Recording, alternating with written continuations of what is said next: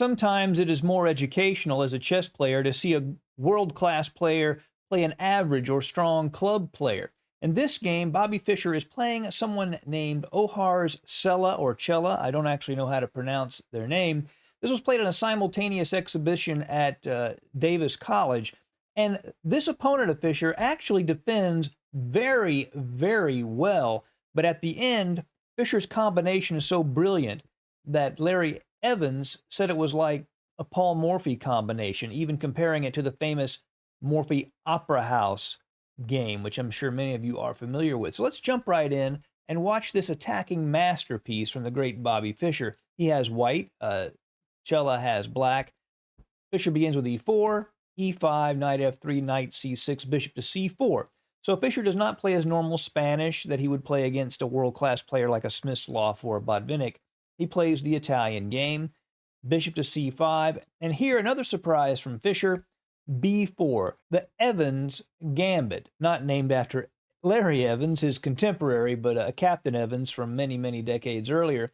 And the idea is that white gambits away this b-pawn, but in exchange gets a full pawn center and hopefully a couple of tempos for the attack.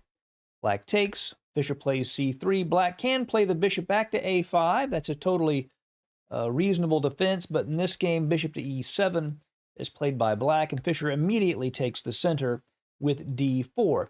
Now here, black plays the move d6. So the main move here, I believe, is knight to a5, immediately going after that bishop, and black, I believe, can equalize here.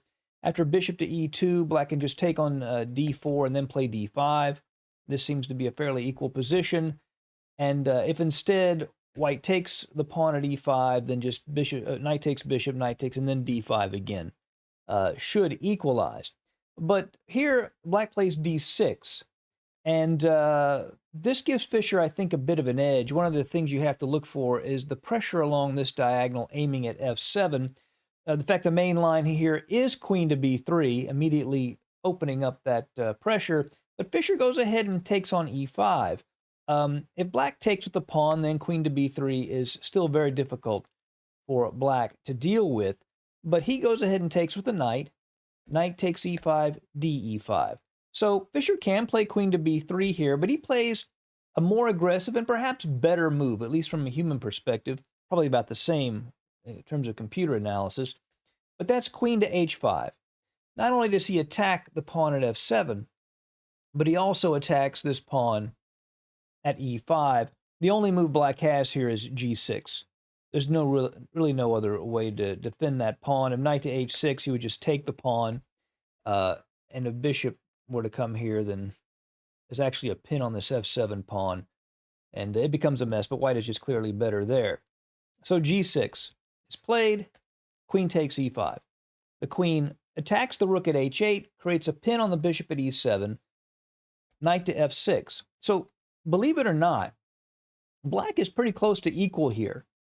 Even though he has a lot of pressure, this queen is uncomfortably placed and is aligned with white's king. So Fischer's going to have to deal with that.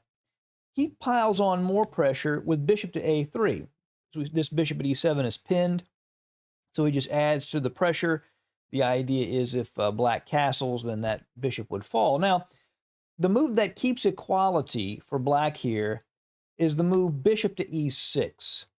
That doesn't look like a very good move, but here's how it works. If white takes at e6, black does not retake, but he can just castle. And this is equal for black. If bishop takes e7, on queen takes e7, it creates a pin, and black regains the bishop through that pin. If the bishop retreats to b3, then just bishop a3, knight takes a3, and black is down a piece here. But after rook to e8, he's going to take e4 with check, and he has compensation for a whole piece. So that was the key to equalizing in this position. Instead, rook to f8 is played. He wants to eliminate the pin that exists on this knight so he can move it.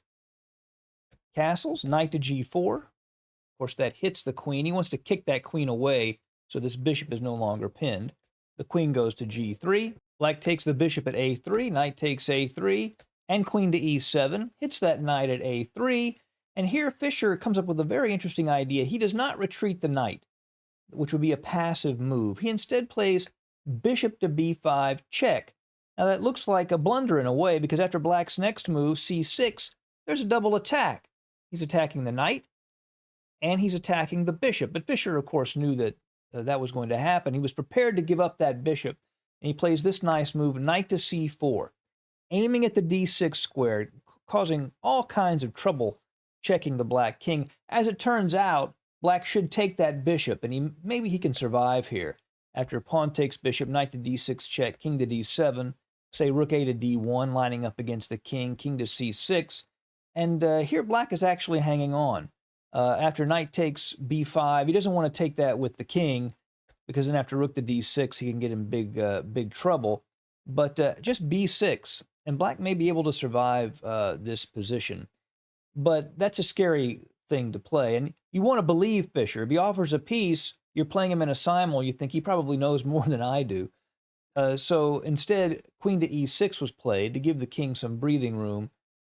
Now rook a to d1. He still doesn't play the knight to d6, and now pawn takes bishop. Fischer could play knight to d6 check, that's good too, but he plays an even stronger and more precise move, queen to c7. Now, the threat of knight to d6 check would force the win of the queen, but even worse, rook to d8 mate is on the board. There's really only one thing black can do, and that's bishop to d7.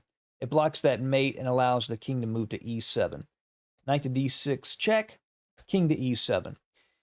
Now, in this position, black is up a piece.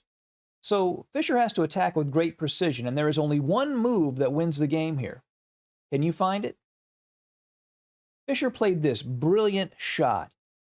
Boom, knight to f5 check. Now the knight has to be taken, because if king to f6, then rook to d6 pins the queen. Pin it and win it. The other move that's a possibility is king to e8, but then knight to g7 check forks the king and the queen, and he would win the queen. So the knight has to be captured. Pawn takes knight, pawn takes. Now black is up 2 minor pieces, but that king is stuck in the middle of the board.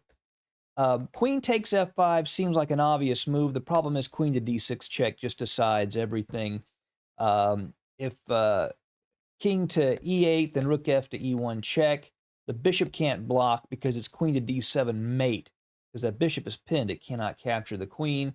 And if the king moves to d8, queen takes f8 check. And in this original position, the same reason he can't play the d8, because the rook would fall. So he does not take the pawn. Instead, he counterattacks Fischer's queen with rook a to c8. Now Fischer plays rook to d7 check, giving up even more material. Now it's an exchange. So after queen d7, Fischer is down a knight and a rook. So how does he finish black off in this position? Well, as it turns out, that's not as hard to find. There are 2 moves that work. The simple rook to e1 check would work, but Fischer plays the even slightly more precise move, f6 check. The knight comes back to f6, and now rook to e1 check. And the knight to e4 is forced. There's no other legal move he can play on the board. Knight to e4, rook takes e4, king f6, queen to d7. Now, black played on a couple of moves. Maybe he was hoping that this next shot would work. He plays rook f to d8. The idea is when the queen moves, the threat of rook to d1 mate. Well, how does Fischer stop that? That's right, queen to g4, and the queen covers the mating square, and in this position, his opponent resigned. A brilliant, sacrificial game from an opponent who played pretty tough chess. A great masterpiece from Bobby Fischer. I hope you enjoyed it. See you again soon at Chess Dog. Goodbye.